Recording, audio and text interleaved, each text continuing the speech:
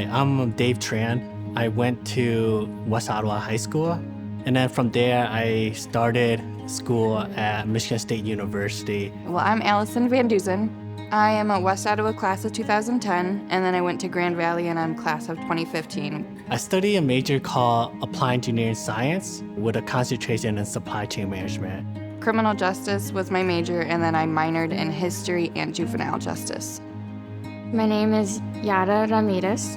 Being a Promise Scholar really positively impacted me and helped to create positive experiences while I was in college because it not only provided financial support, but it provided me with opportunities to develop myself professionally as well as academically.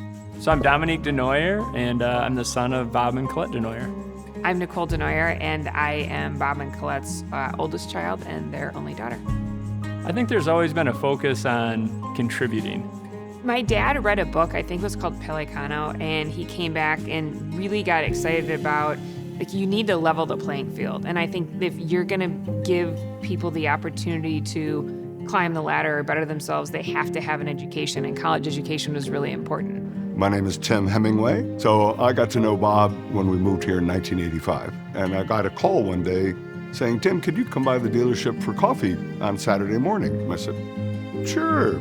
And he started to talk about what was happening at that time with the Promise in Kalamazoo. And he said, I'd really like to start something of similar nature here. And so I said, Bob, you're spot on. Let's go for it. And that's how it began. I'm Stacy Timmerman, and I'm the Director of Scholarships at the Community Foundation. The DeNooyers did all of the first interviews with all of the many students that were nominated. Well, the first time I met Bob, he had interviewed me at the dealership, and it was kind of intimidating for like a 16-year-old me.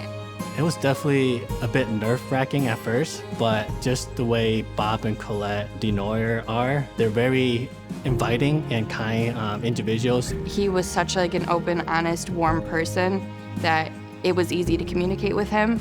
After a few minutes of meeting them, I realized they're genuine people that's trying to get to know me for the purpose of seeing how motivated I am to try to get to the next level or college, especially being a first-generation student. And then the first time I met Colette was probably at one of the luncheons that we did. She was immediately one of the warmest-hearted, most beautiful soul people you could ever meet because she brings you in and she makes you feel like you're one of her kids. It was really clear that they didn't just care that we did well academically, that we graduated from college, that we were a statistic, but that we were people that they cared about and wanted to see us not only thrive professionally, but thrive personally. I often felt like one of their children. So Bob and Colette, they would go that extra step, multiple extra steps. And they were just all in, taking the late night panicky phone calls, really walking side by side with the students and trying to meet them where they needed to be met to achieve their degrees and overcome many challenges. Some of them would stop by Bob's dealership and say, I got a problem. And Bob would say, okay, everybody out, boom, let's take care of the issue.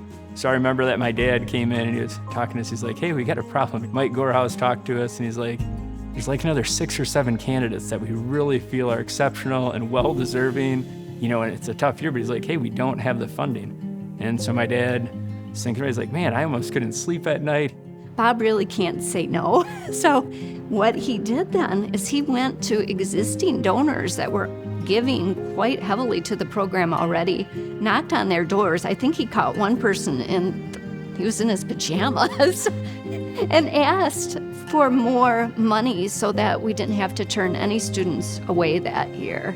And I think that was really impressive for me to watch is there's so many kids that need the opportunity. So how are we gonna, instead of telling some kids no, how are we gonna find more money so more kids get the opportunity?